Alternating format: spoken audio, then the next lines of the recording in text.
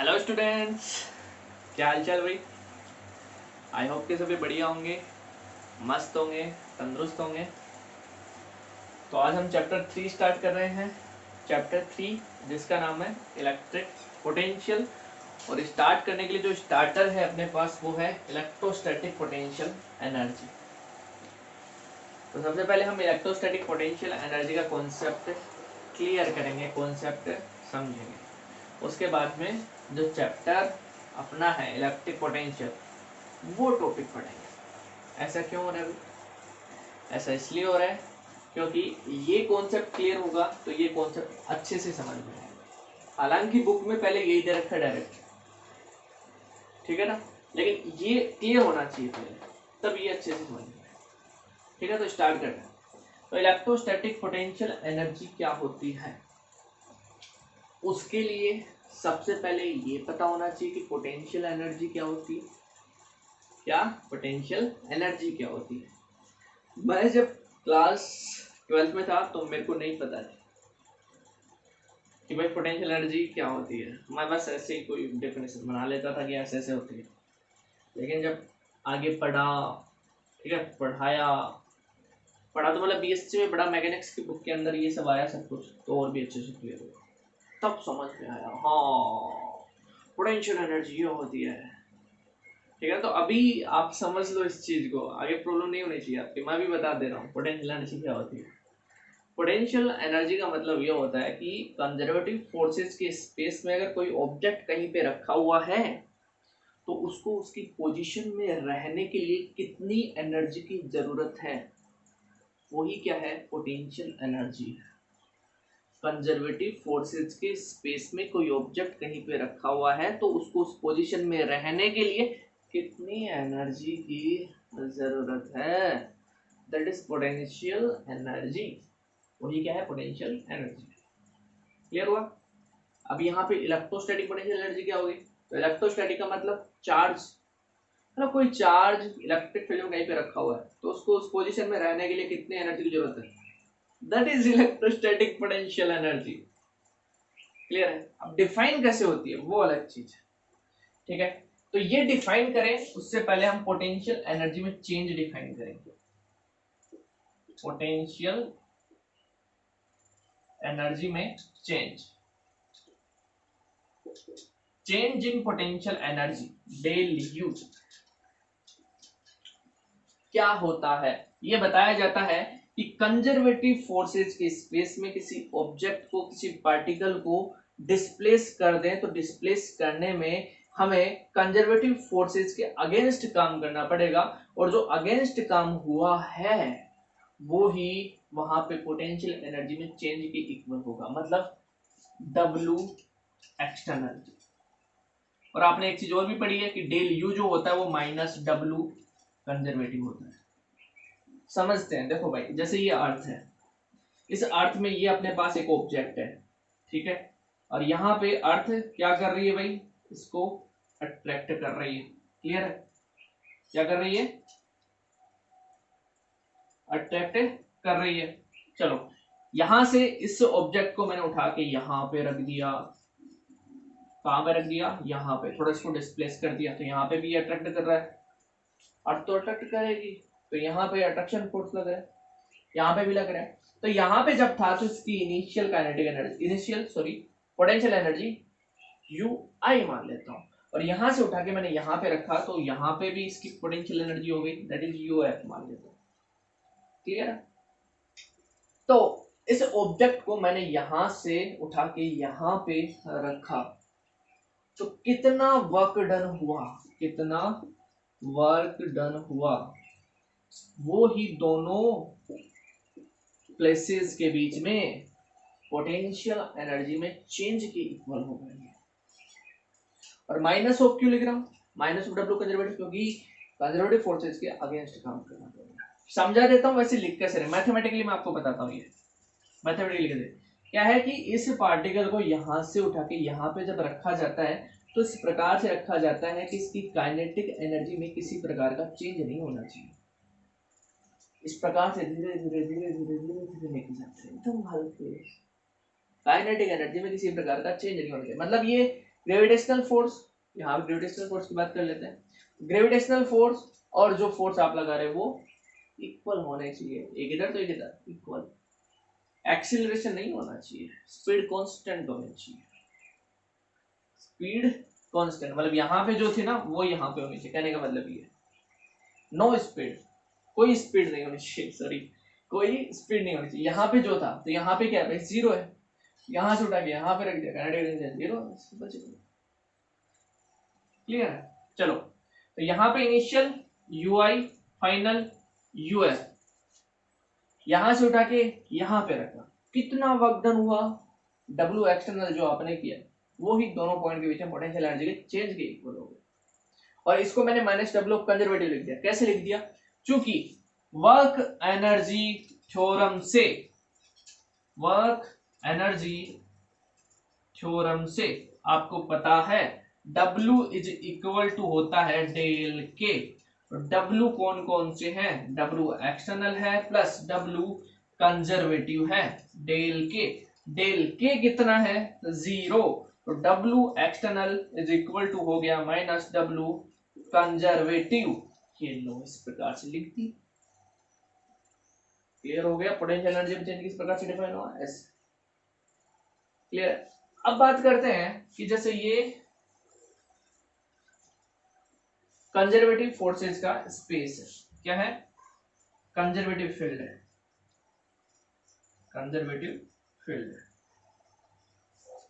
ठीक है ना। थोड़ी हैंडराइटिंग थोड़ी सी अच्छी नहीं है, ये कंजर्वेटिव फील्ड है, क्लियर। इस कंजर्वेटिव फील्ड में ये अपने पास कोई ऑब्जेक्ट है, इस ऑब्जेक्ट की अपने को पोटेंशियल एनर्जी बतानी कितनी होगी। यहाँ पे तो पोटेंशियल एनर्जी में चेंज कैसे डिफाइन हो जाएगा, लेकिन पोटेंशियल एनर्जी कैसे निकालना है, तो उसके लिए अजम्पशन ये किया जाता है कि इस पार्टिकल को, इस ऑब्जेक्ट को इनफाइनाइट से यहाँ पे लेके आ जाए, इनफाइनाइट से यहाँ पे लेके आ जाए, तो जितना वर्क डन होगा अगेंस्ट इलेक्ट्रोस्टैटिक फोर्स वो ही क्या होगा इस पॉइंट पर, सॉरी यहाँ पे इलेक्ट्रोस्टैटिक फोर्स नहीं होगा, कंजर्वेटिव फोर्स होगा। अभी इलेक्ट्रोस्टैटिक में नहीं चलेंगे, क्लियर है। पार्टिकल की बात कर रहे हैं तो कंजर्वेटिव ले लेते हैं, कोई भी कंजर्वेटिव। तो अगेंस्ट कंजर्वेटिव फोर्सेस है ना, कंजर्वेटिव फोर्सेस के अगेंस्ट जो वर्क डन होगा वो ही इस पॉइंट पर पोटेंशियल एनर्जी होगी। कैसे भाई, देखो ये क्या हुआ भाई, अपने पास del U is equal to W external है ना, डेल यू क्या है, यूएफ माइनस का UI is equal to W external, clear है। अब यूआई कितना, इनिशियल पॉइंट अपना इनफाइनाइट पे है, कहां पे है, इनफाइनाइट में, कहां पे है भाई, इनफाइनाइट पे, तो इनफाइनाइट पे पोटेंशियल एनर्जी जीरो, क्यों भाई, क्योंकि यहाँ पे कंजर्वेटिव फोर्स ही नहीं है, और कंजर्वेटिव फोर्स नहीं है तो जीरो ही होगी भाई, क्योंकि मैंने बताई आपको पोटेंशियल एनर्जी कब डिफाइन होगी, जब कंजर्वेटिव फोर्सेज होंगे, जब कंजर्वेटिव फील्ड होगा, जब कंजर्वेटिव फोर्सेज का स्पेस होगा, यहाँ पे है नहीं जीरो, और ये माना जाता है इनफाइनाइट पे पोटेंशियल एनर्जी जीरो, क्लियर। तो यू आई जीरो, यूएफ ये है, तो यूएफ यहां से कितना आ गया, डब्ल्यू एक्सटर्नल, इस प्रकार से यहाँ के माइनस डब्ल्यू कंजर्वेटिव, इस प्रकार से अपने पास पोटेंशियल एनर्जी डिफाइन होती है, पोटेंशियल एनर्जी निकाली जाती है, क्लियर हुआ। अब बात करते हैं इलेक्ट्रोस्टैटिक पोटेंशियल एनर्जी।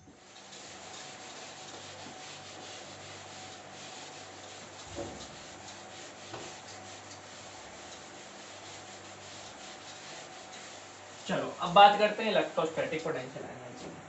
तो सबसे पहले तो इलेक्ट्रोस्टैटिक पोटेंशियल एनर्जी में चेंज मान लेते हैं,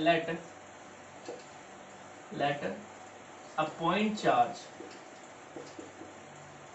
charge is taken out from point A to B in presence of electric field, ये अपने पास मान लेते हैं इलेक्ट्रिक फील्ड है।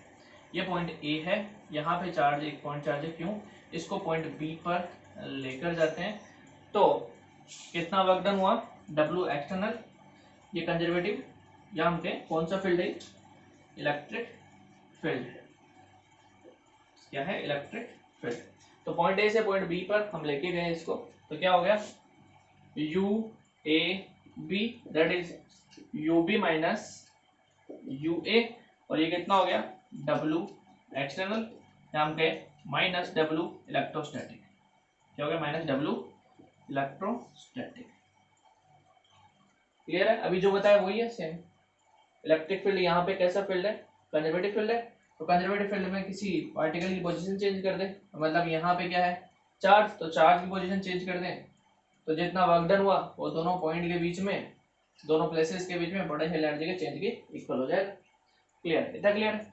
अब देखो हमें पता करनी है किसी पॉइंट पर या किसी पॉइंट चार्ज की पोटेंशियल एनर्जी क्या होगी, किसी पॉइंट पर रखे पॉइंट चार्ज की पोटेंशियल एनर्जी क्या होगी। तो वो करने के लिए हम क्या करें, मान लेते हैं ये अपने पास जो पॉइंट है बी है और ए पॉइंट अपने पास इनफाइनाइट पे है, मतलब इनफाइनाइट से इस चार्ज को यहां पर लेके आएंगे, इनफाइनाइट से इस चार्ज को यहां पर लेके आएंगे, तो यहां पर लेके आने में जितना वर्क डन होगा वो वर्क डन इस पॉइंट पर पोटेंशियल एनर्जी में स्टोर हो जाएगा। कैसे भाई, देखो इनफाइनाइट, तो एट इनफाइनाइट क्या होगा, एट इनफाइनाइट आपका यू ए 0, अभी मैंने बताया आपको, तो अपने पास आ गया U B, that is W external is equal to W minus E infinite. Clear हो गया, तो ये इस प्रकार से अपने पास इलेक्ट्रोस्टैटिक पोटेंशियल एनर्जी प्राप्त होगी। ठीक है, क्या समझ में आया कि किसी पॉइंट चार्ज की इलेक्ट्रोस्टैटिक पोटेंशियल एनर्जी अगर हमें निकालनी है तो उस पॉइंट चार्ज को इनफाइनाइट से इलेक्ट्रिक फील्ड की स्पेस में लेकर आएंगे, और इस प्रकार से लेकर आएंगे कि उसकी काइनेटिक एनर्जी में किसी प्रकार का चेंज नहीं होना चाहिए। तो जितना वर्क डन होगा अगेंस्ट इलेक्ट्रोस्टैटिक फोर्स वो ही उस पॉइंट पर पोटेंशियल एनर्जी होगी। क्लियर, लिखते हैं भाई अभी, चलो लिखो इलेक्ट्रोस्टैटिक पोटेंशियल एनर्जी, देखो electrostatic potential energy of a point charge is equal to the amount of work done in bringing the point charge from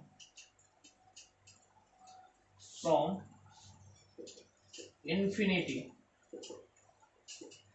to the present configuration without changing the kinetic energy, without changing the kinetic energy. ये लो क्या होगी electrostatic potential energy, electrostatic potential energy of a point charge is equal to the amount of work done in bringing the point charge from infinity to the present configuration without changing the kinetic energy. मतलब U क्या होगा आपका, U होगा अपने पास W external, यहाँ पे लिख सकते हैं इनफाइनाइट से किसी पॉइंट पे, तो इनफाइनाइट टू पॉइंट P, ऐसे को हम लिख सकते हैं क्या, माइनस डब्लू इलेक्ट्रोस्टैटिक फोर्स के थ्रू जितना वर्क डन हुआ।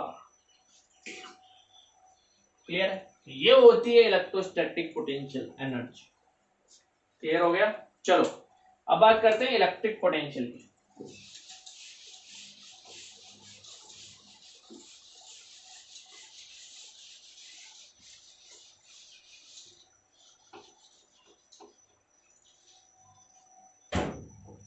इलेक्ट्रोस्टैटिक पोटेंशियल या फिर इलेक्ट्रिक पोटेंशियल। चलो अब देखो यहां पे भी हम डायरेक्ट ये चीज नहीं पढ़ेंगे कि इलेक्ट्रिक पोटेंशियल क्या होता है। यहां पे हम पढ़ेंगे पहले पोटेंशियल डिफरेंस। क्या पढ़ेंगे? Potential difference. सेम वही चीज है जो मैंने आपको बताई। तो ये एब्सोल्यूट निकालने के लिए अपने को कोई ना कोई अजम्पशन करना पड़ता है। तो पहले हम पोटेंशियल डिफरेंस पढ़ेंगे, फिर इसमें अजम्पशन लगाएंगे, फिर पोटेंशियल आएगा।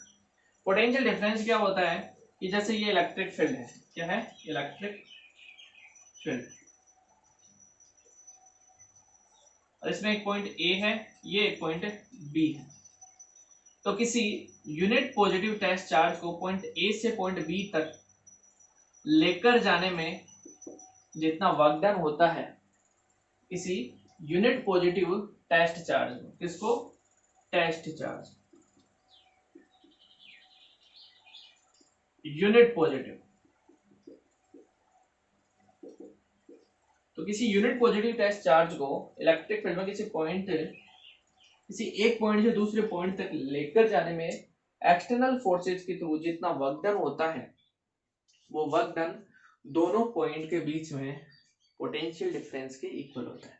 तो यहाँ पे पॉइंट ए से पॉइंट बी पे गए, मतलब VB minus VA, final minus initial, क्या होगा? W external upon Q not. किसी यूनिट पॉजिटिव टेस्ट चार्ज को इलेक्ट्रिक फील्ड में एक पॉइंट से दूसरे पॉइंट तक लेकर जाने में जितना वर्क डन होता है वही दोनों पॉइंट के बीच में पोटेंशियल डिफरेंस के इक्वल होता है। क्लियर? और वही सेम चीज पोटेंशियल निकालना होगा तो यहाँ पे जैसे किसी पॉइंट पे निकाला, जैसे बी पॉइंट पे अपने को,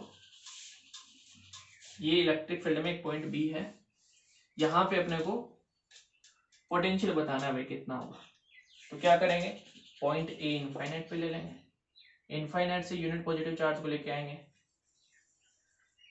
तो जितना वर्क डन होगा against electrostatic force against your, तो वही क्या होगा भाई इस पॉइंट पर इलेक्ट्रिक पोटेंशियल। कैसे? देखो अब यहाँ पे ए इनफाइनाइट पे, तो वी ए क्या हो गया? जीरो। वी ए क्या हो गया? जीरो। तो वी बी यहाँ से आ गया W external upon Q not, और इसको हम ये भी लिख सकते हैं minus W conservative upon Q not, against काम किया जा रहा है। और इसको हम ये भी लिख सकते हैं कि VB हो जाएगा अपने पास U अपॉन Q नॉट, ये तो पोटेंशियल एनर्जी है। और ये जो डिफरेंस हुआ, इस डिफरेंस को भी हम ऐसे लिख सकते हैं क्या? Del U upon Q not. Clear है? तो इलेक्ट्रिक पोटेंशियल क्या होगा? इनफाइनाइट से किसी पॉइंट चार्ज को इलेक्ट्रिक फील्ड में, पॉइंट चार्ज नहीं, यूनिट पॉजिटिव टेस्ट चार्ज, ठीक है, यूनिट पॉजिटिव टेस्ट चार्ज को इलेक्ट्रिक फील्ड में लेके आएंगे तो जितना वर्क डन होगा वो वर्क डन उस पॉइंट पर इलेक्ट्रिक पोटेंशियल होगा।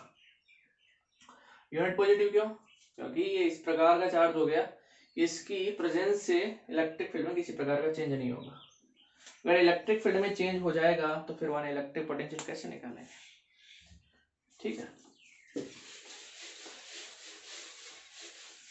तो चलो भाई अब बात कर लेते हैं इसकी थ्योरी की, इसकी लैंग्वेज की, इसके डेफिनेशन की। तो इलेक्ट्रिक पोटेंशियल क्या होगा? Electric potential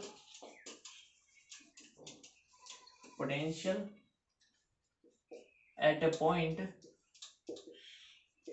is equal point, वहां पे क्या था? Point charge is equal to the amount of work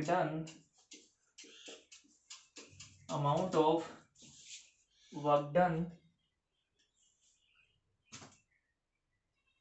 by external forces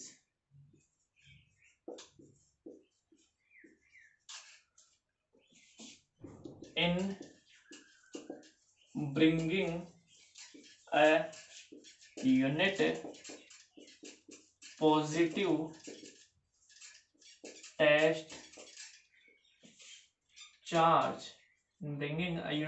test charge from infinity to that point inside electric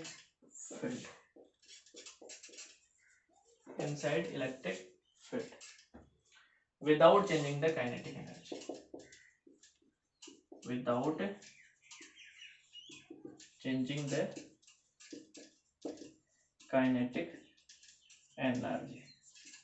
तो वहां पे जो मैंने आपको इलेक्ट्रोस्टैटिक पोटेंशियल एनर्जी बताई थी, तो उसमें कुछ करेक्शन करना है, जैसा कि electric potential at a point, तो वहां पे तो पॉइंट चार्ज था, is equal to the amount of work done by external forces. ये लिखना है आपको, work done by external forces in bring. ये चीज सर मैंने नहीं लिखी है, देख लेना।